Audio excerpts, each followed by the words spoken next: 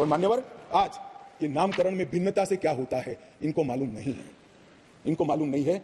मानो मेरी माँ का नाम कुसुम है, मैं उसको कुसुम बोलता हूँ और माँ कहता हूँ, दोनों को बीच में कितना अंतर है वो माँ को ही मालूम पड़ता है और किसी को मालूम नहीं। नाम तो वही है, व्यक्ति वही है, मगर किस भाव से बुलाया जाता है। जब बच्चा माँ कहकर बुलाता है तो जो प्यार और स्नेह और वात्सल्य आता है वो माँ से ही आता है, नाम से नहीं आता है। मान्यवर, ये नहीं समझते पाए, ये भाषा का सुधार नहीं है, ये कंसेप्ट का सुधार है, नजरिए का सुझाव है और देखने के दृष्टिकोण का सुझाव है जो नरेंद्र मोदी सरकार करेगी।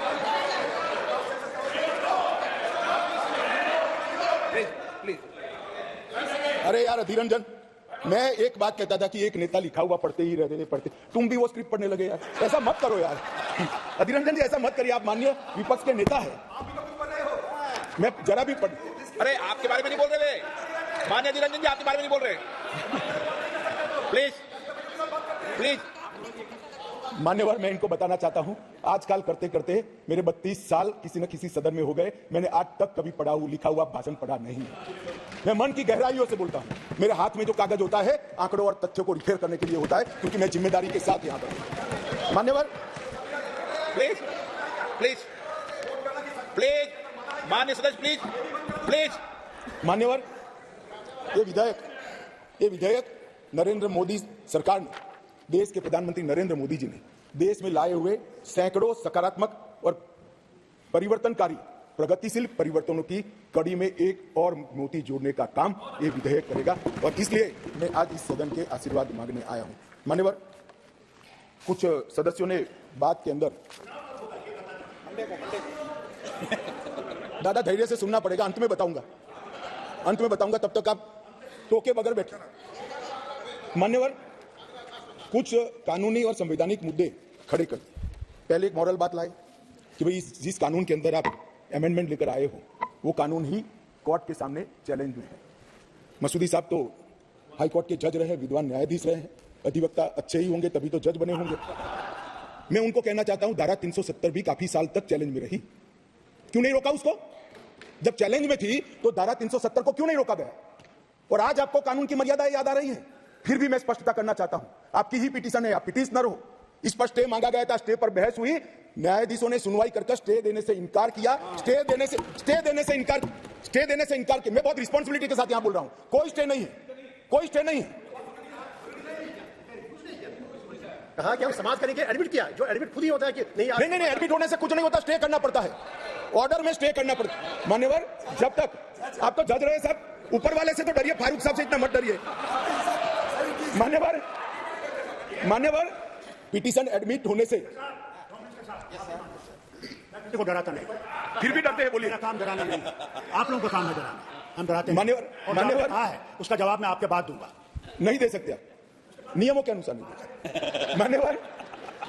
मान्यवर, जब कोई भी पिटीशन सुप्रीम कोर्ट के सामने जाता है, अगर सुप्रीम कोर्ट उसको स्टे नहीं देता है तो तब तक यथास्थिति बनती है, और यथास्थिति यह है कि राष्ट्रपति महोदय ने इसको कानून को बनाने का काम पूर्ण कर दिया है। ये यथास्थिति है, इसके लिए मैं इसके अंदर अमेंडमेंट लेकर किसी भी समय पर आ सकता हूं।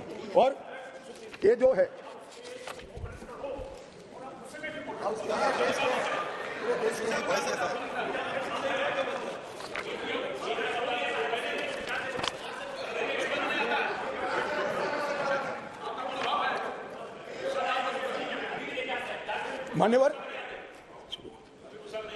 मान्यवर, उसके बाद कहा गया मनीष तिवारी जी के द्वारा कि अनुच्छेद 3 में कहीं पर भी यूटी का प्रावधान नहीं है। अब मैं मान्यवर, कोई कंफ्यूजन नहीं रहना चाहिए, बहुत बड़ी बात माननीय सदस्य ने करी है। मैं अनुच्छेद 3 इस सदन में पढ़ना चाहता हूं। नए राज्यों का निर्माण और वर्तमान राज्यों के क्षेत्रों, सीमाओं या नामों में परिवर्तन, ये अनुच्छेद का मूल चीज है। इसके अंदर आगे किसी राज्य में उसका राज्य क्षेत्र अलग करने अथवा 2 या अधिक राज्यों को या राज्यों के भागों को मिलाकर अथवा किसी राज्य क्षेत्र को किसी राज्य के भाग के साथ मिलाकर नए राज्य का निर्माण देश की संसद कर पाएगी। अब इन्होंने कहा यूटी नहीं है, यूटी का इसमें प्रोविजन है, मगर शायद उन्होंने पूरा पढ़ा नहीं या जानबूझकर आगे उन्होंने सदन को बताया नहीं। इसी के नीचे आर्टिकल 3 के नीचे ही स्पष्टीकरण किया। इस अनुच्छेद के खंड क से ड में, जिसमें सारी चीजें आता है, राज्य के अंतर्गत संघ राज्य क्षेत्र समाहित है, तो वहां पर राज्य मींस संघ राज्य क्षेत्र अपने आप हो जाता है। तो ये इनको मैं मनीष जी को थोड़ा स्पष्टता करना चाहता हूं कि इतना बड़ा गैरकानूनी काम कम से कम नरेंद्र मोदी सरकार नहीं कर सकती। ये कोई इंदिरा गांधी की सरकार नहीं है जो इस प्रकार के कानून लेकर आए। भाई अभी बहस नहीं हो सकती, बाद में मैं आपको सवाल, मैं बाद में आपको मौका दूंगा क्वेश्चन पूछने का, अभी बैठ जाइए। मैं बाद में आपको नहीं मगर प्रश्न देखिए मनीष जी, मैं प्रश्न ले सकता हूं, मैं महोदय को अभी कहता हूं, बाद में मनीष जी का प्रश्न। चल, ये भी नियमों के अंदर है। मान्यवर, बाद में उन्होंने कहा कि अनुच्छेद 3 के परंतु को निलंबित करके राष्ट्रपति शासन डाला क्योंकि ये प्री डिजाइन था। मान्यवर, मेरे पास लिस्ट है। आंध्र प्रदेश में राष्ट्रपति शासन 1973 में डाला, हम नहीं थे, कांग्रेस की सरकार थी, परंतु निलंबित किया गया था। अरुणाचल में डाला गया, परंतु निलंबित। 81 में आंध्र प्रदेश में उनकी सरकार, परंतु निलंबित किया था। 1990 में परंतु निलंबित किया था। बिहार 1969 कांग्रेस सरकार, परंतु निलंबित किया था। 72 परंतु निलंबित किया था। 1977 परंतु निलंबित किया था। 69 बिहार, फिर गोवा 1990 परंतु निलंबित था। 1990 परंतु। मेरे पास लगभग 27 राज्यों के 70 से ज्यादा है, एक में भी वो परंतु निलंबित करे बगैर राष्ट्रपति शासन नहीं डाला गया है। एक मिनट मानिए, टाइम तो मैं दूंगा ना, प्लीज। मान्यवर, मैंने कहा उनको मैं सवाल पूछने दूंगा, वो क्यों इतने विचलित हो रहे हैं?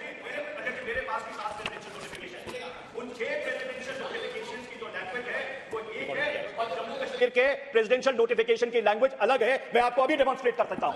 मैं अभी बढ़ के सुनाता हूं। मैं अभी बढ़ के सुनाता हूं। इस पर बहस ही नहीं है, लैंग्वेज क्या है? इस बहस इस पर है कि अनुच्छेद 3 के परंतु को, जिसमें असेंबली का पावर यहां पर आता है, उसको निलंबित किया गया है या नहीं किया? एक लिमिटेड क्वेश्चन पर हम है, कहां है बात ही खड़ी होती है? नो, माननीय अध्यक्ष जी, मुझे संरक्षण दीजिए, ऐसे नहीं हो सकता बिल का जवाब। नो माननीय गृहमंत्री जी, आपका रिकॉर्ड भी नहीं जा रहा है माननीय गृहमंत्री जी। मान्यवर, आप प्लीज मुझे व्यवस्था दीजिए, ऐसे बिल का जवाब नहीं दिया जा सकता, ऐसे महत्वपूर्ण बिल का। एक मिनट। नो माननीय, मैंने आपको कहा आपको सवाल पूछने का मौका दूंगा, प्लीज माननीय गृहमंत्री जी।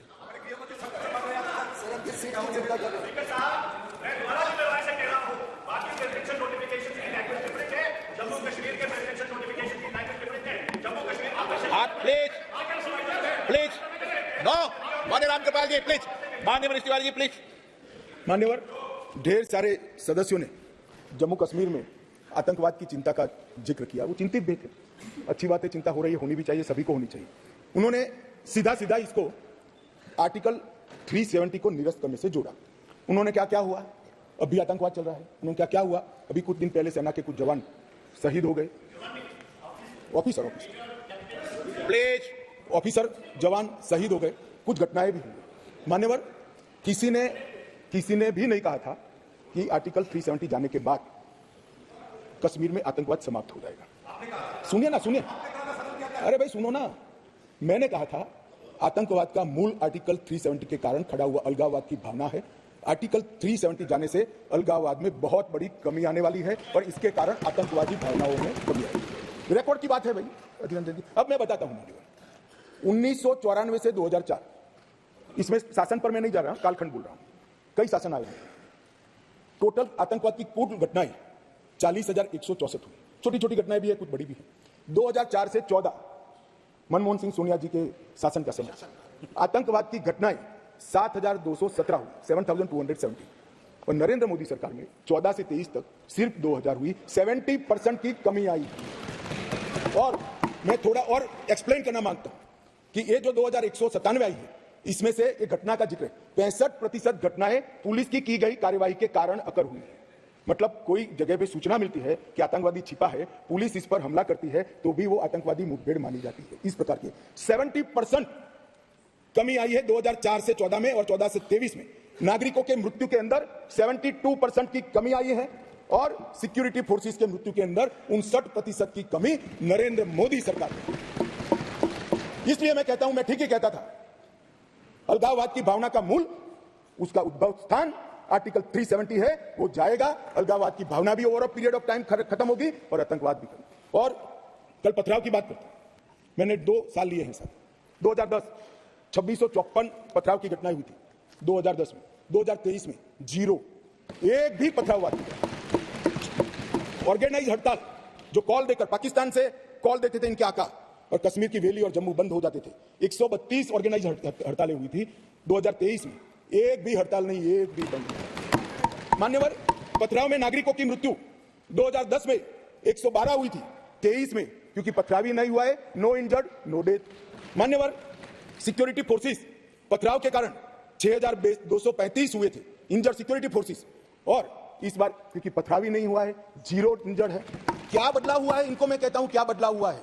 अरे इसी सदन में रहकर सारी मर्यादाएं तोड़कर अगर धारा 370 खत्म हुई तो खून की नदियां बह जाएगी कहते थे। खून की नदियां छोड़ो, कंकड़ चलाने की हिम्मत नहीं है किसी की। इस तरह की व्यवस्था भारतीय जनता पार्टी। और मान्यवर, सीज फायर के वायोलेशन की घटना 2010 में 1 साल में 70, 2023 में 2, घुसपैठ 2010 में 489, 2023 में सिर्फ 48, आतंकवादी मारे गए 112 मारे गए थे, कुल मिलाकर एवरेज निकाल दे तो 278 आतंकवादी मारे गए हैं। मान्यवर, वापिस लौट गए, पहले 18 वापिस लौटे थे, अब 281 वापिस लौट गए। पाकिस्तान